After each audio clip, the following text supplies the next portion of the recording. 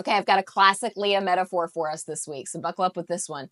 I want for you to go back and remember what it was like to be in maybe 8th grade science class and using a microscope for the first time. Bear with me, this applies. Stick with me here. The first time you used a microscope, probably in science class, again, probably sometime in middle school if you were anything like my school as education, you had a slide and you were supposed to zoom in and zoom out until you found a specific thing. Then you probably had to like doodle what it was supposed to look like on your worksheet, right? And for me, at least, I remember that what would end up happening is I would zoom way too far in and I couldn't figure out where the heck I was. And I was noticing everything like way too zoomed in. And then I would zoom back out and I'd be way too far zoomed out and I still couldn't figure out where I was, what I was supposed to be looking for. It was this constant kind of figuring out, where am I? What's going on? This is your leadership. What a lot of folks don't realize with their leadership is that they are either way too zoomed in or way too zoomed out to be an effective leader. Here's what I mean by this. If you're too far zoomed in as a leader, you are noticing every single little bitty thing that goes wrong, every inefficiency, every typo, every misstep, everything is an issue. And here's why it's an issue for the people around you as well. If you are consistently nitpicking and red penciling everything that is wrong, your team is absolutely going to shirk back.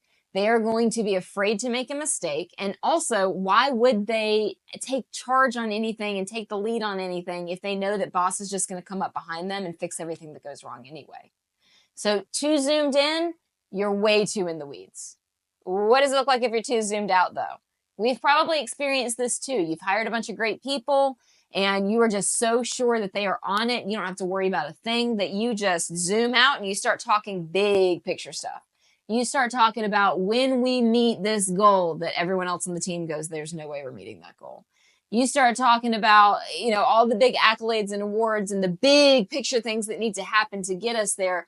But you never get into the weeds with what it's actually supposed to be like. You just assume everyone else will figure it out on my behalf.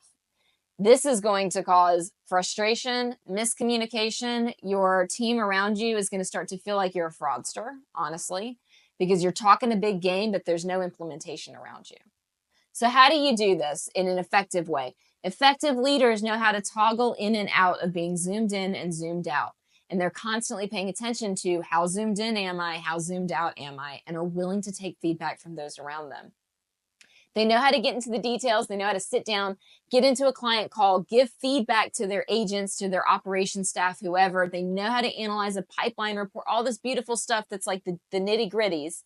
But they also know how to step back, look at the overarching picture, look at trends, and get a feel for, are we solving the problems that matter or not? They're not micromanaging. They're not concerned about how things get done at such a minute level. They just want to make sure that the goal is achieved. So I would ask yourself, am I obsessing over small details to such an extent that really I should be letting my team handle these things? Or am I so zoomed out that I'm missing key execution areas where I need to step in and help direct my team and lead from the front? Ask myself, where am I on this scale of too zoomed in and too zoomed out?